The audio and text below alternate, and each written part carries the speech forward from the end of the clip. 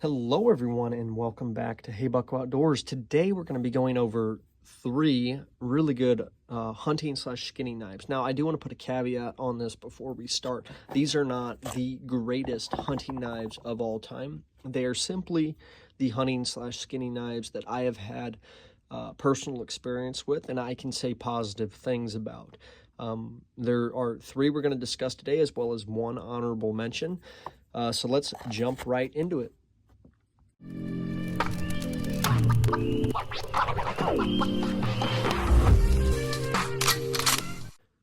So there are going to be four aspects we're really going to look at today while we're comparing these knives. One, I want it to be compact enough to transport easily. So typically when I'm hunting whitetail deer or whatever, I'm going to have a backpack on.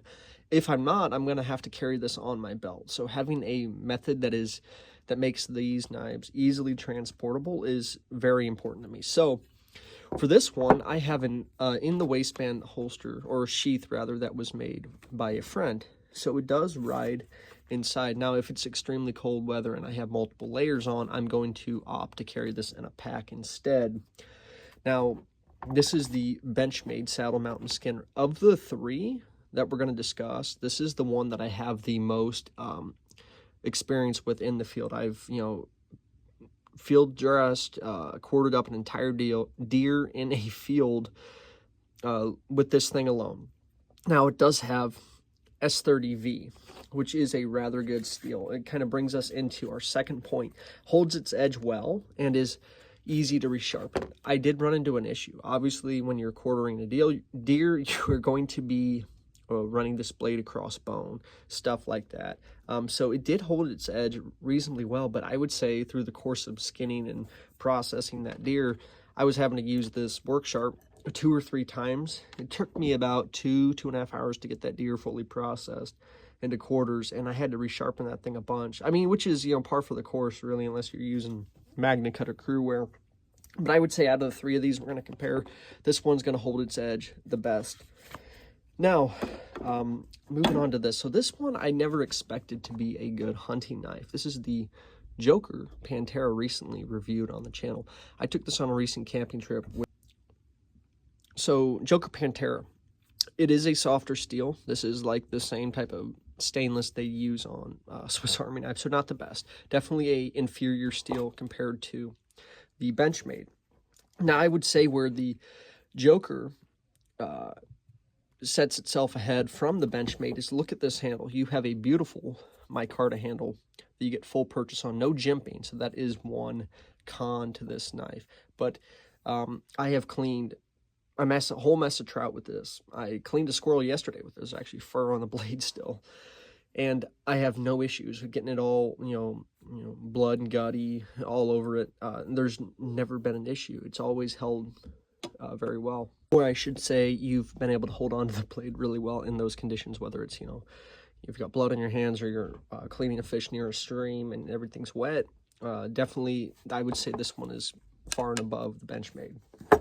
Now, for those of you who may not want a fixed blade, there's something else to keep in mind. So I have used this on other deer as well. My whole family has. My dad, this is what he taught me how to work on a deer with, and my grandpa, this is one of his favorite knives, and I don't know why it's so beat up currently. I think I did actually clean something with this and did not clean the blade up. Anyways, Buck 110.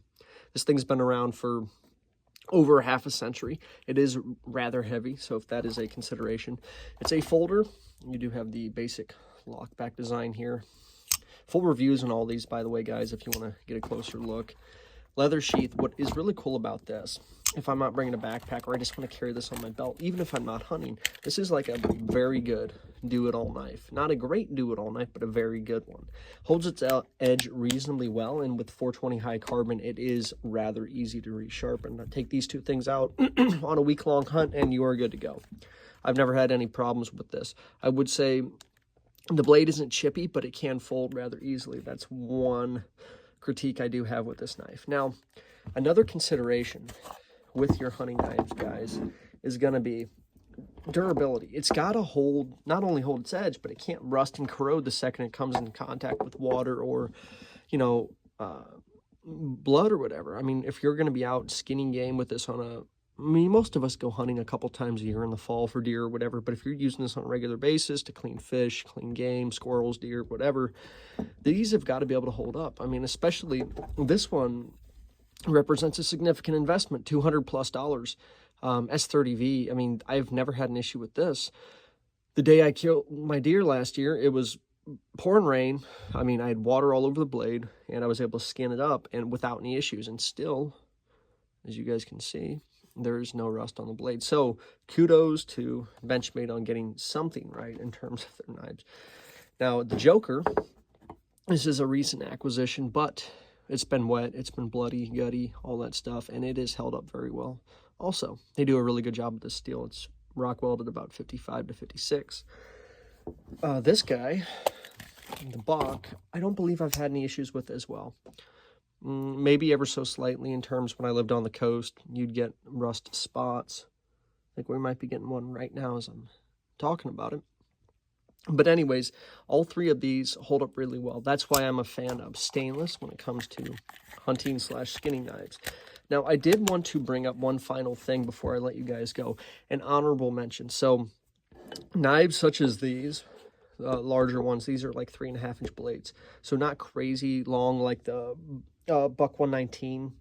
However, for small game. So when it comes to if you're having to gut panfish or field dress a squirrel and take care of that to get it processed, I'm a big fan, and this is going to sound like I'm a Joker fanboy. I kind of am, because they make really good stuff. This is the Joker Setter. Same exact style of steel. I have not had one spot of rust on this. The one detriment to this blade, one, it's extremely tiny, which can be a good thing if this is the only thing you're carrying, but it loses its edge very, very quickly. I've got it razor sharp right now. But when it comes to squirrels, if I'm going to want to travel light, just carrying a 410, a few shells, and just want to carry something to clean them, this is what I'm going to go to. I've never had an issue with it. It's able to get the job done reasonably well, especially for the price. I believe these go for like 23 bucks. You cannot beat it. Made in Spain, very good construction, olive wood handles, beautiful, beautiful knife. But anyways, guys, those are the three plus the honorable mention. Let me know, of these three, I guess 4 now, which one are you guys going to pick?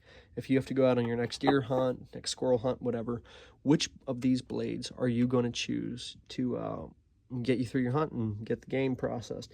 Thank you guys so much for watching. I do invite you to subscribe if you like the content here on the channel. Like, share, comment, all that good stuff, and I will see you guys on the next video.